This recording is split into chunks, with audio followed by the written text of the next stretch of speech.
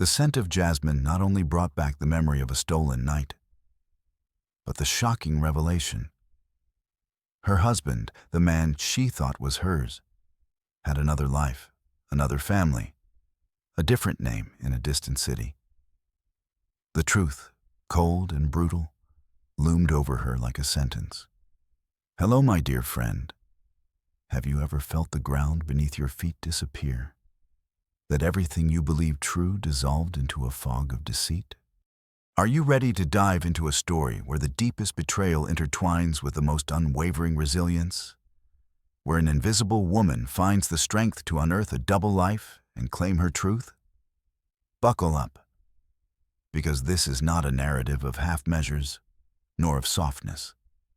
It is the visceral chronicle of humiliation, clandestine investigation, and the explosive vindication of a woman who dared to look darkness in the eye. Her name was Andrea. At 35, she bore the weight of a self-imposed invisibility, mixed with that of a marriage that had slowly blurred her. Her jet-black hair lacked shine, often pulled back in a graceless ponytail, almost as if she wanted to hide her face. Her dark brown eyes were usually downcast, observing the floor more than the world around her, as if eye contact with others was a constant reminder of her insignificance. There was a perpetual sadness in her eyelids, a weariness that transcended the physical, the product of entire nights ruminating on thoughts she never dared to utter. Her skin, once rosy and fresh, now showed the pallor of a routine existence, without sun, without joy. She moved with an almost ghostly stillness, a whisper in the halls of her own home, a shadow that faded before the vibrant presence of her husband, Javier.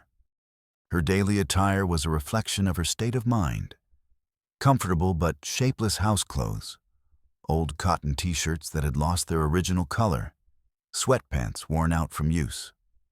On the rare occasions she went out, she chose neutral-colored garments, meant not to attract attention, to blend into the background. They were clothes that screamed, "Don't see me," a shield against the critical gaze of the world and her husband's indifference. Her hands, which once used to draw and create small ceramic objects, were now slightly swollen and reddened from constant use of detergents and hot water.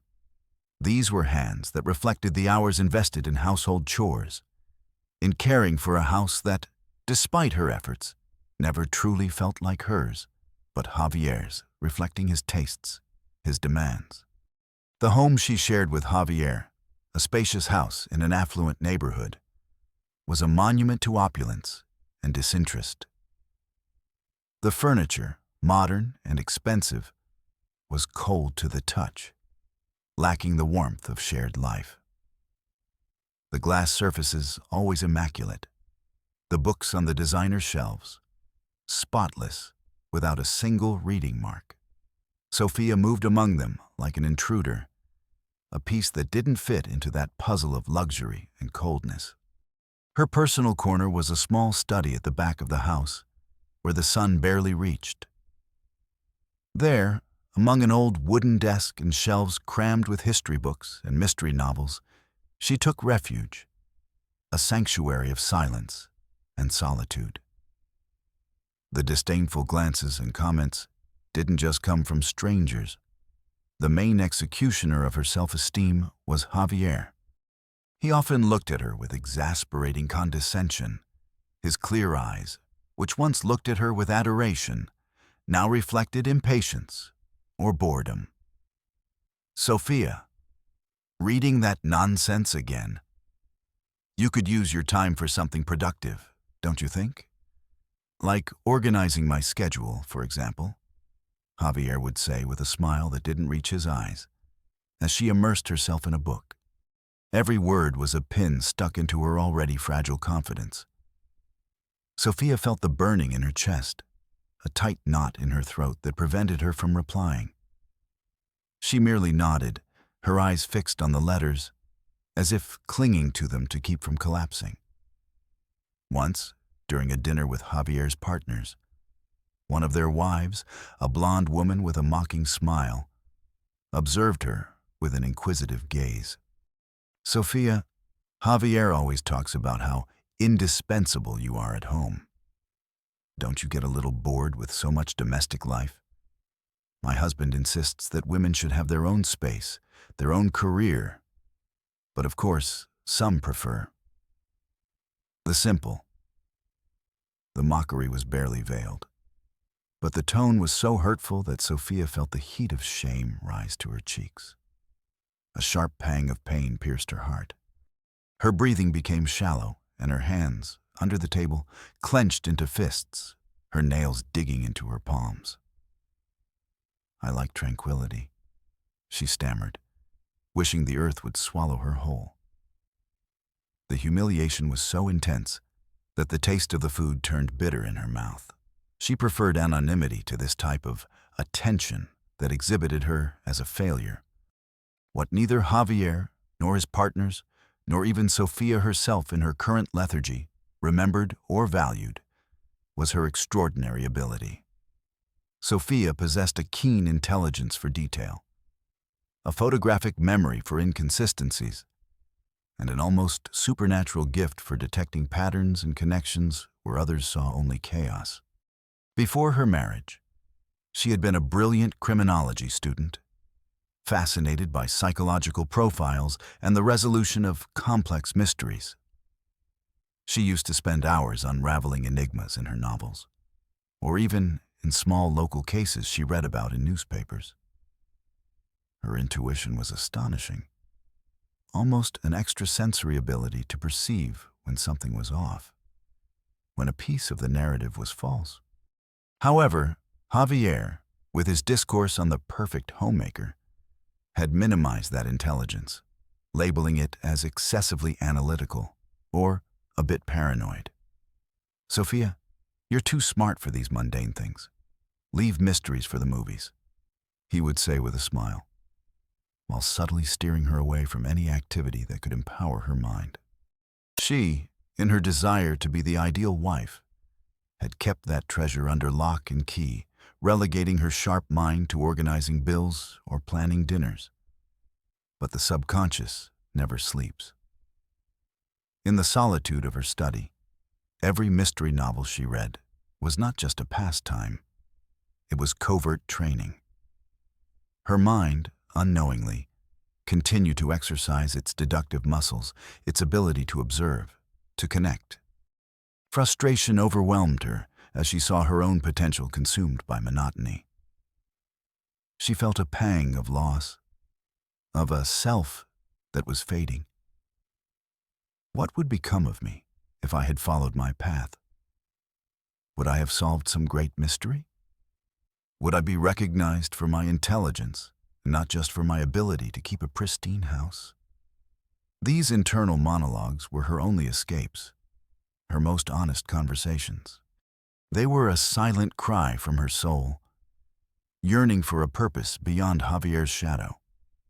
And although no one knew it, that latent intelligence, that hidden treasure, patiently awaited the moment of its revelation, the catalyst that would force her to use it to unravel the greatest mystery of her own life. The monotony was a slow poison for Sophia. Her days were an endless repetition of the same tasks. Waking up, preparing Javier's breakfast, which he barely touched, cleaning the house, organizing documents for him, waiting for his return. The silence of the house, broken only by the soft hum of appliances or the distant chirping of a bird, felt oppressive, a constant reminder of her loneliness. Mornings stretched into long hours of solitude. Lunches were solitary. Afternoons, endless waits. It was a life without purpose beyond Javier's existence, a shadow clinging to a man who paid her less and less attention. Every interaction with Javier, no matter how small, felt like a needle piercing her skin. One day, while they were dining in their elegant dining room, he consulted his phone, oblivious to her. "Javier, how was your day?"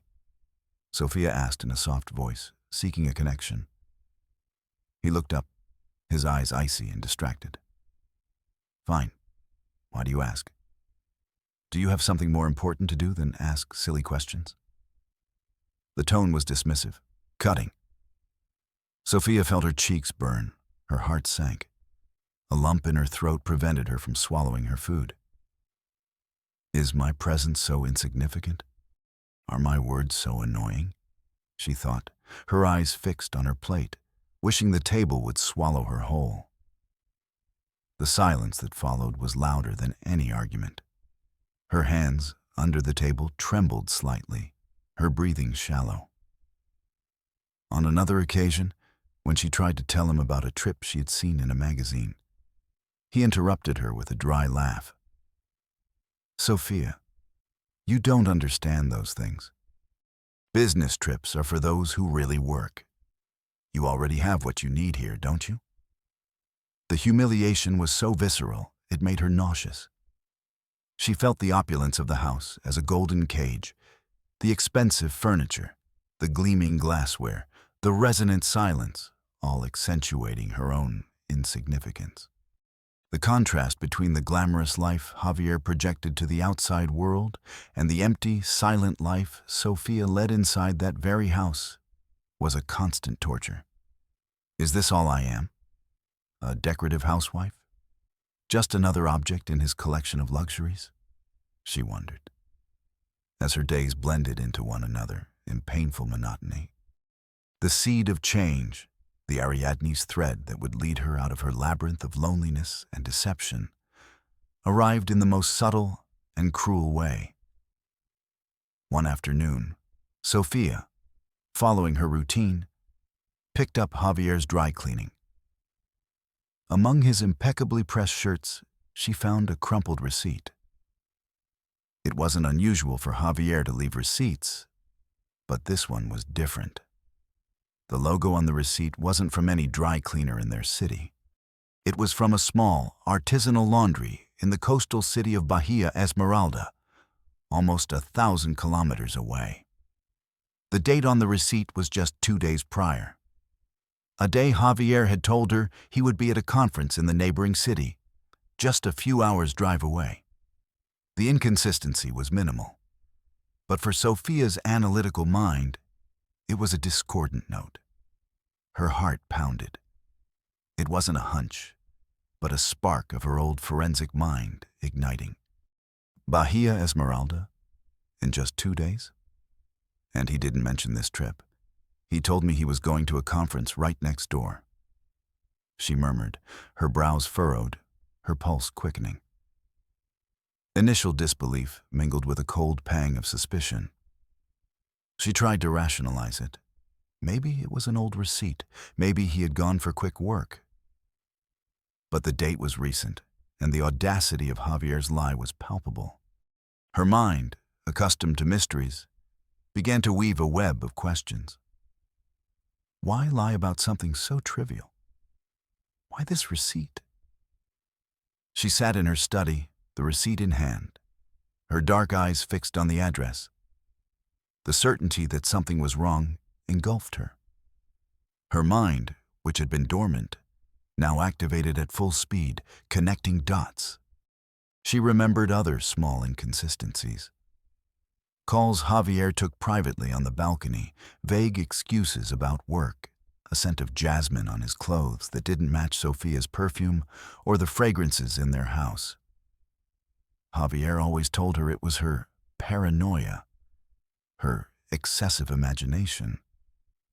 But now, the receipt was tangible proof, an anchor in reality.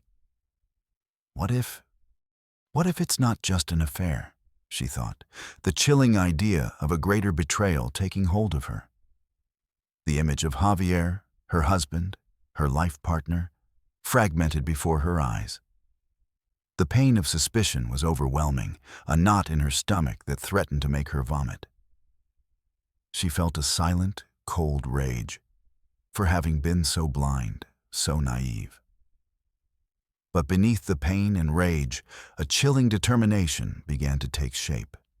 It wasn't just about the deception. It was about the lie, about the manipulation, about the way Javier had trampled on her trust and her intellect. I'm not going to let this destroy me. I'm not going to be the paranoid wife Javier wants me to be. I'm going to find the truth, no matter the cost, she told herself, in a voice that was barely a whisper, but resonated with the force of an unbreakable promise.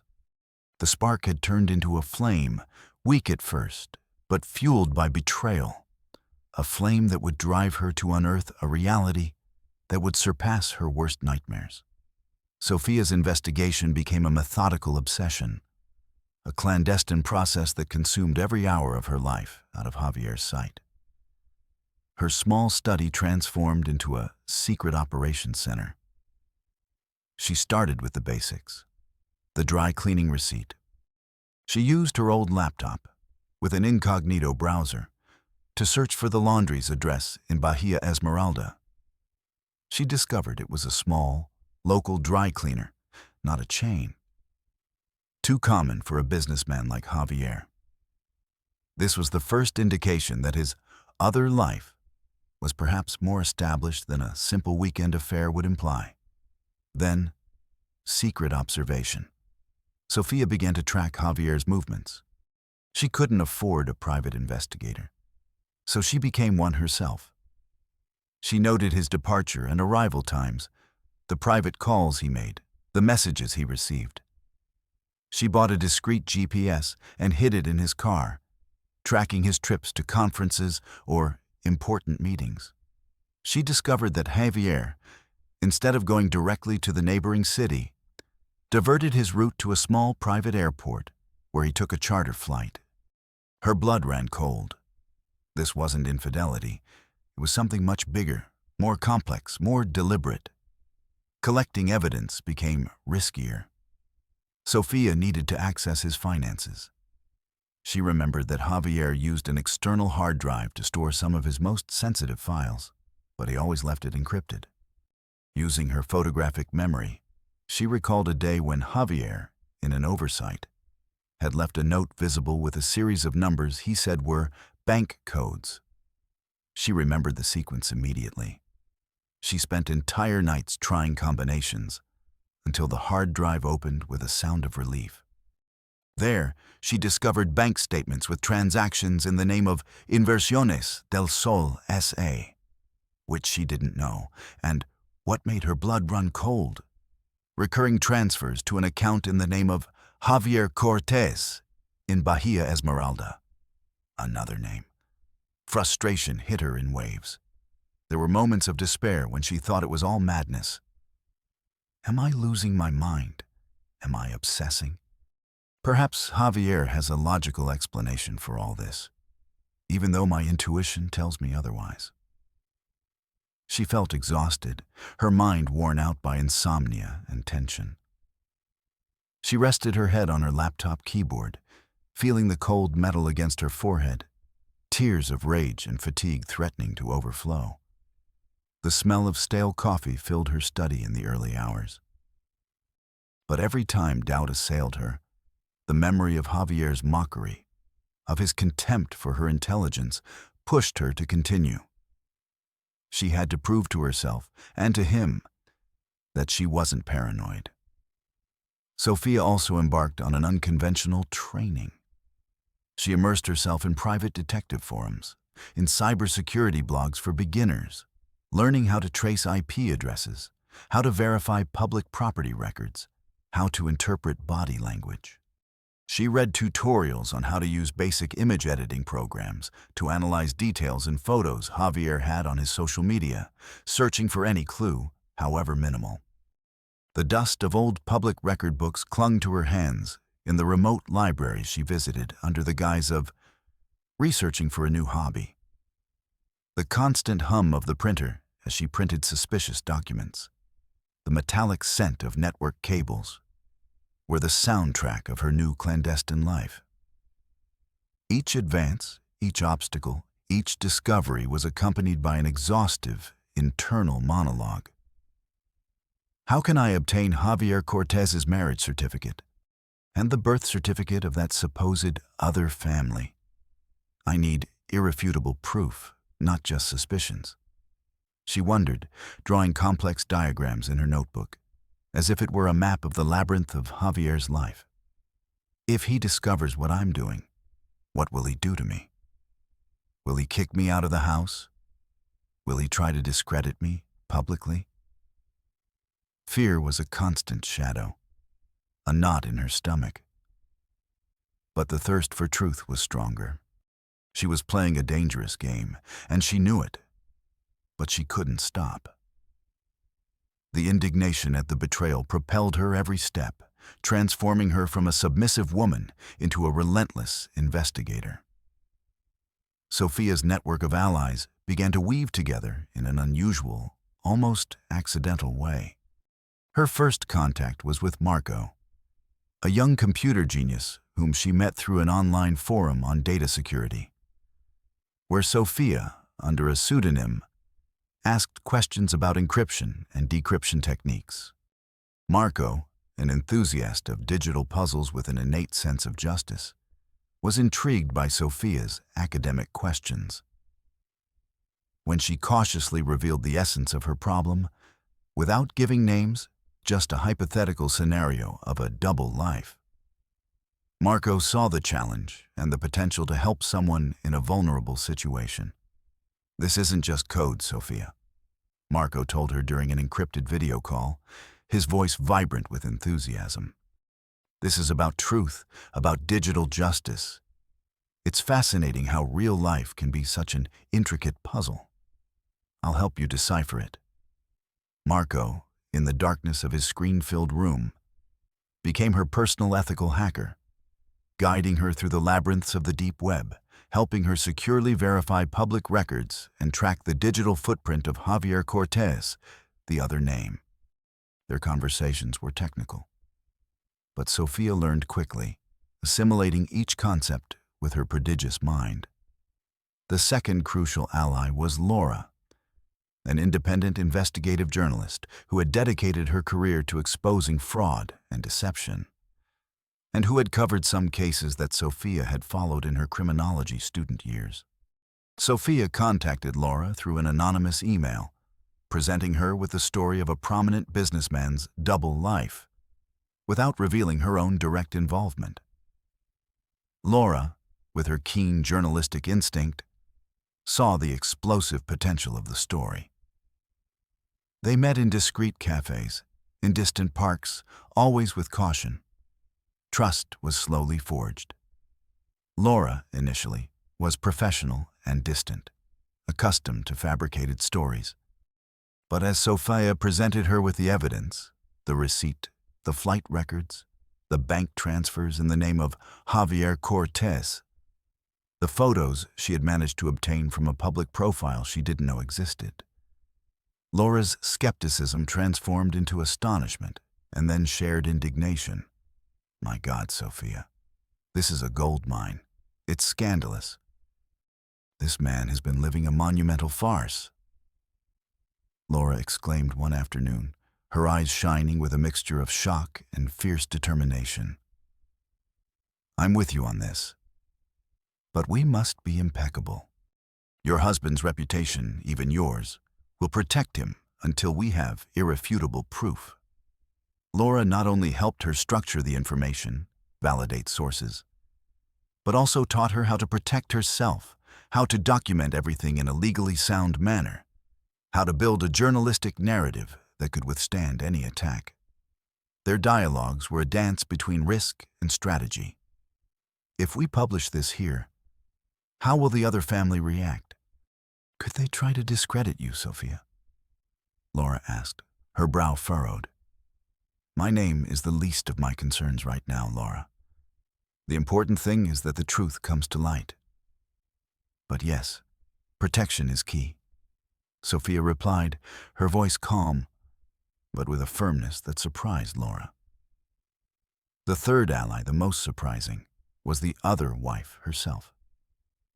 Sophia discovered her identity through Javier Cortez's records.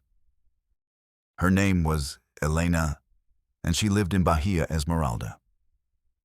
Sophia, with a boldness she didn't recognize in herself, decided to contact her. Not to confront her, but to share the truth. She sent an anonymous letter to Elena, attaching some of the most compelling evidence she had collected without revealing her own identity. Elena's response was one of pure shock and horror.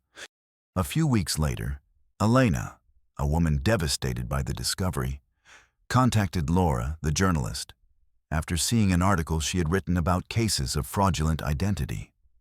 Laura connected them, and the meeting between Sofia and Elena was cathartic. Both victims, both betrayed by the same man. Empathy united them in a common purpose: Javier's total exposure. The alliance between them, forged in shared pain, became an unstoppable force. The truth of a double life demanded a double vindication. The tension became palpable in Javier's mansion. Although he was unaware of the magnitude of Sofia's investigation, a series of small events, like poison darts, began to disturb his carefully constructed world. He received anonymous calls that hung up when answered, emails with no sender containing only the word Cortez in the subject line. He began. One night, while they were having dinner, Javier, noticing Sofia's unusual quietness, decided to confront her. His voice, which was normally soft and controlled, had an edge of steel. "What's wrong, Sofia? You're acting strange. Are you in some kind of trouble? Or is your imagination playing tricks on you again?" His eyes locked onto Sofia's, an attempt at intimidation. Sofia felt a chill run down her spine, her heart racing, but her mind remained firm. She forced herself to look up and hold his gaze. "Nothing that concerns you, Javier. I've simply been very busy, that's all," she replied, her voice low, but with a firmness that surprised Javier. He frowned, a flicker of anger in his eyes. "Don't lie to me, Sofia. I know when you lie. It seems you need a break, perhaps a psychiatrist." The attempt at gaslighting to make her doubt her own sanity was a familiar pattern, but this time it had no effect. Sofia felt a pang of rage, but controlled it, keeping her face impassive. "I am perfectly fine, Javier. Perhaps it is you who needs a break from your secrets," she replied, a thinly veiled phrase that left him cold. Javier remained silent, his eyes fixed on her, his mouth slightly open. The color drained from his face. The tension in the dining room was so thick it could be cut with a knife. Days later, Javier, visibly more emaciated, returned from one of his trips. His behavior was erratic. In one of his calls, Sofia heard him shout, his voice hoarse, at someone on the other end of the line. "I told you to be discreet. Someone is investigating. You're ruining everything." He slammed the phone down, his hand trembling as he poured himself a whiskey. His desperation was palpable. The other wife, Elena, was also acting. She had begun asking uncomfortable questions in Bahia Esmeralda to impersonate Javier Cortez to inquire into his local businesses. Javier's house of cards was being shaken from both fronts. Sofia's internal monologue in those moments was key. Has he realized? Does he know it's me? Or does he think it's Elena? How will he react when everything is exposed? I have to be ready for anything. For his manipulation, for his anger, even for violence. But I can't back down. Not after all this. Sofia's determination strengthened with every sign of Javier's paranoia. She felt like a hunter, tracking her prey, not with the intention to destroy, but with the firm purpose of exposing the truth. The day of the final confrontation was approaching, and Sofia, the invisible woman, prepared to be the center of an explosion of revelations. On the day of the climax, the city sky seemed to hold its breath. It was the annual Grand Real Estate Charity Gala, a prestigious event where Javier Valdez, as one of the most influential magnates, was to receive a Lifetime Achievement and Philanthropy Award. The event hall of the most exclusive hotel was dazzling, with exotic floral decorations, dreamy lights, and an air of sophistication. Hundreds of businessmen, public figures, and media had gathered to witness Javier's coronation. He, impeccable in his tuxedo, smiled with his usual charm, flanked by his official first family. His parents, his siblings, who, though they despised him, maintained appearances for the family name. It was then that the atmosphere, which had previously been one of joyful expectation, was cut with an invisible tension. Sophia, accompanied by Laura, the journalist, entered through one of the side doors. Sophia wore a sober but elegant navy blue dress that highlighted the seriousness of her gaze. Her hair was pulled back in a low bun, and her posture was that of a woman who carried an unbreakable truth. By her side, Marco, the computer genius, discreetly mingled among the attendees, carrying a backpack with equipment. Laura, the journalist, signaled her press team, who positioned themselves strategically. Sophia's presence at such a public event, without Javier, was already an anomaly that caught the attention of some acquaintances. Javier, from his main table, saw her. His smile froze, his eyes narrowed. A cold sweat began to bead on his forehead. His parents looked at him with disapproval. "Javier, what is Sophia doing here alone? Shouldn't you be with her?" his mother asked in a scolding tone. He mumbled an excuse, his mind blank, as he tried to look away from Sophia. The master of ceremonies, a television personality, was about to introduce Javier. And now, a man of vision, of principles, a leader who has transformed the physiognomy of our city, Mr. Javier Valdez. But before he could utter the full name, Laura's voice, amplified by a small megaphone she pulled from her bag, resonated through the hall, cutting the air like a knife. Excuse the interruption, but before this man is honored, the public has the right to know the complete truth about the visionary being celebrated today. The room erupted in murmurs of confusion and surprise. Camera flashes began to fire, no longer at Javier, but at Laura and Sophia. Javier abruptly stood up, his face contorted. "Security! Get these women out of here!" he shouted, his voice laden with fury and panic, his face turning purple. But it was too late. Laura signaled Sophia. With terrifying calm, Sophia approached the stage, and with a single click on a remote control handed to her by Marco, the giant screens in the hall, which previously showed photos of Javier's projects, went dark. Then they flickered and lit up again, revealing not images of Javier's philanthropy, but a meticulous sequence of proofs. First, the dry cleaning receipt from Bahia Esmeralda. Then, the charter flight log. After that, the bank transfers from his official account to the Javier Cortez account. And finally, a photo of Javier, smiling, with Elena, the other wife, and 2 small children in a park in Bahia Esmeralda, all happy, like a dream family. Beside it, the marriage certificate of Javier Cortez and Elena Sanchez. The room fell into a deathly silence, so dense you could almost hear people's hearts beating. The impact was devastating. Reactions were immediate and visceral. Javier staggered, his eyes bloodshot, cold sweat running down his temple. His jaw trembled uncontrollably, his fists clenched and unclenched in an internal struggle between rage and helplessness. "Lie! It's a setup, a conspiracy. She's crazy," he shouted, his voice hoarse, barely a stutter, as he tried to point at Sophia. But his hand trembled so much he couldn't focus.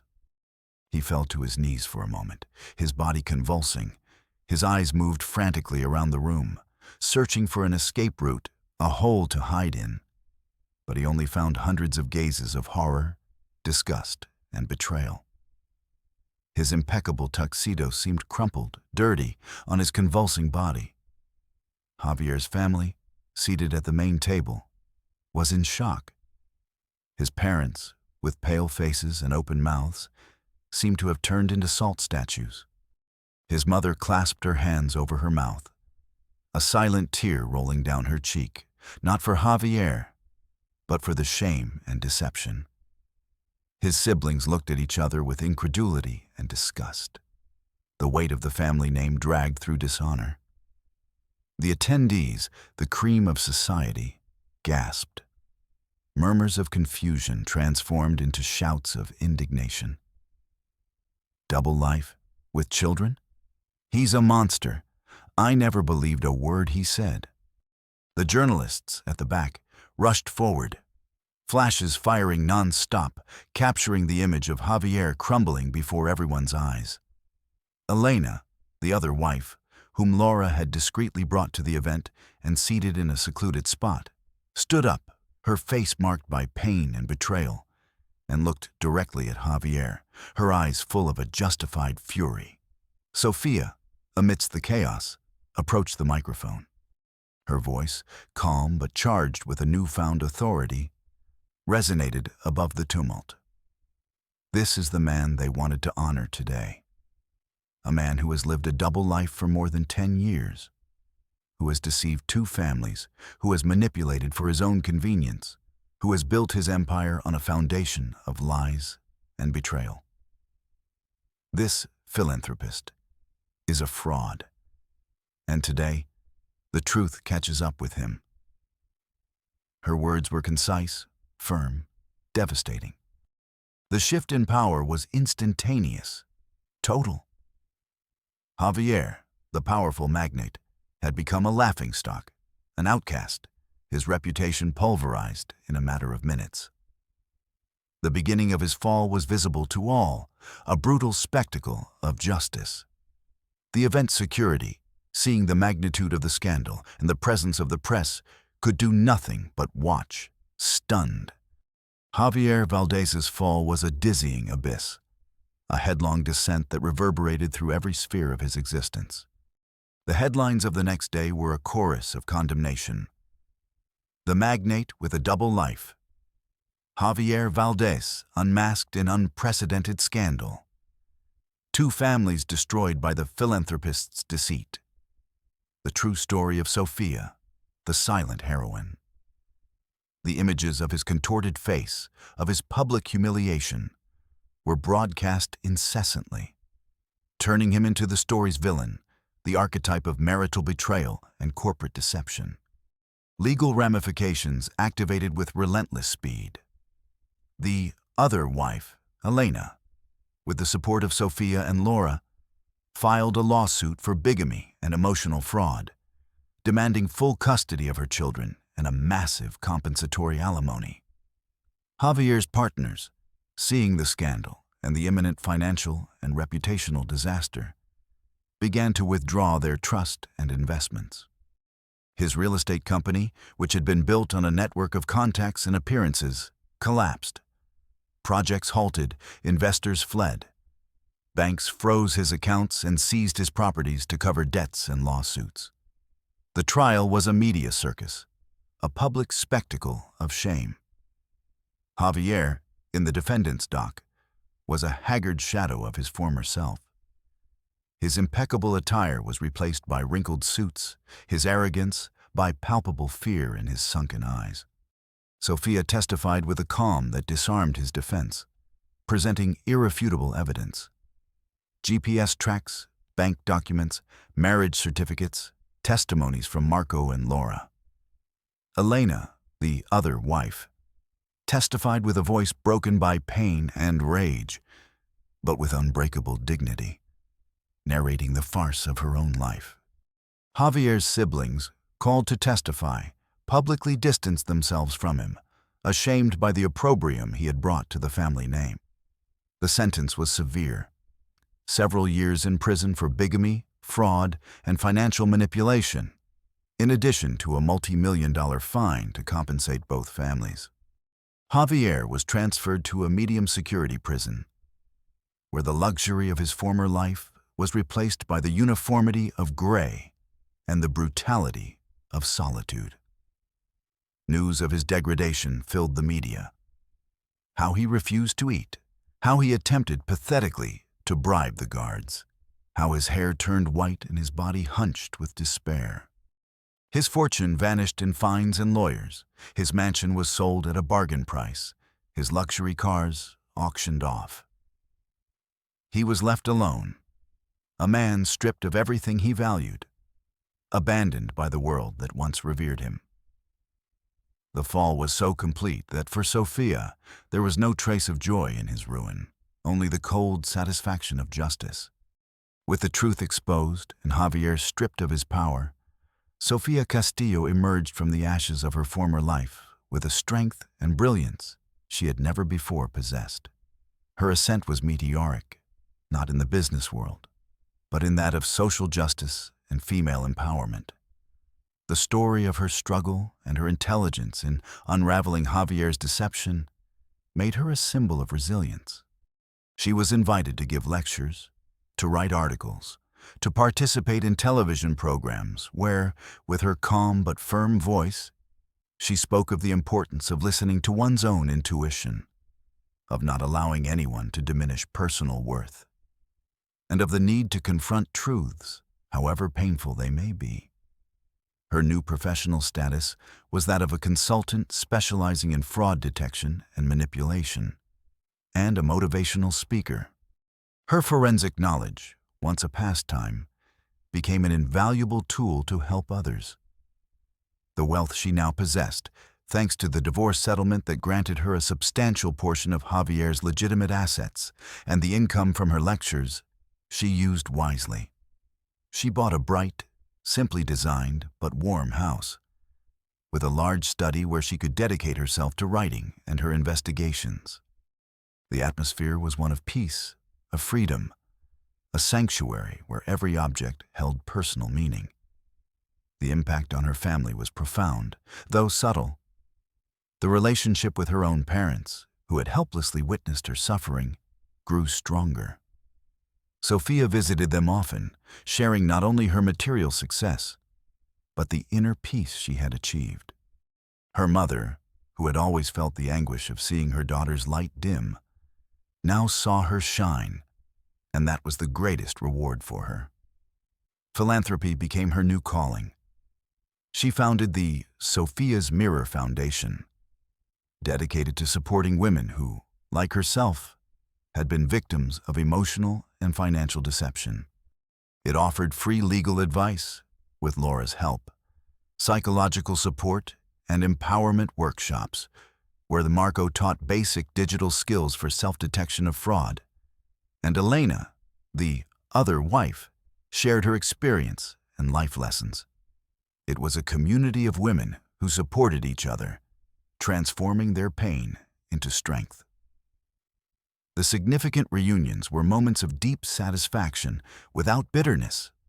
One day, while giving a lecture at an event for women leaders, one of the attendees approached her at the end. It was the same wife of Javier's partner who had humiliated her at dinner. Her face, once arrogant, now showed genuine humility. "Sofia, I can't believe you're here. I apologize for my ignorance, for my cruelty. We always underestimated you. And now you are an inspiration to all of us." Her eyes were moist. Sofia gave her a serene smile. The past is a lesson, not a chain. What matters is what we do with what we learn. There was no resentment in her voice, only deep compassion. Another reunion occurred in a bookstore. A former friend of Javier's, who had avoided her after the separation, saw her sitting at a table, signing copies of her book. He approached shyly. "Sofia, I don't know if you remember me. I'm Carlos. I just wanted to tell you that I admire what you've done." Javier always sold us a story, but you showed us the truth. I'm glad you found your peace." Sophia, with her now clear and bright gaze, thanked him. She didn't seek anyone's validation, but the genuine recognition was a testament that her truth had resonated. Her new life was not an attempt to prove anything to Javier, but a manifestation of her own authenticity, proof that true happiness lies in integrity and freedom. And so, my dear friend, the story of Sophia became an indelible lesson. It reminds us that a person's true worth does not lie in the brilliance of their position, the opulence of their bank account, or the size of the company they lead. It lies in the unbreakable strength of their character, the nobility of their intentions, the dignity with which they face adversity, and the audacity to follow their own path, even when the whole world seems to be against them. Andrea's story is a testament to the perseverance of the human spirit, to the belief that, despite the most blatant injustices, truth and integrity have a weight, a force, that no lie can crush. She did not become a powerful woman in the traditional sense, but an immensely influential woman in spirit, a true architect of a better future, a heroine for those who once underestimated her. And the most beautiful thing of all, you know what it is? That her legacy was not just fortunes or companies, but the inspiration in the eyes of young talents, ethics in business, and the palpable belief that vision, authenticity, and justice always find their way to the light, even from the shadows of abandonment. Her light, once dimmed, now shone brighter than ever, illuminating the true meaning of success. Sofia Castillo, the woman who was once invisible, had become an undeniable light. And her story, my dear friend, is the irrefutable proof that there is no double life, however elaborate, that can withstand the relentless truth when a brave woman decides to unearth it. Because in the end, the most valuable thing we have is not what we possess, but the integrity of who we are. Her memory, and that of her story, would endure for centuries, a whisper of hope in every forgotten corner of the world, reminding us that a person's real value does not lie in the size of their bank account or the luster of their surname, but in the indomitable resilience of their spirit and the profound humanity nestled in their heart. True greatness, in the end, always reveals itself, no matter how many layers of dust and oblivion try to hide it.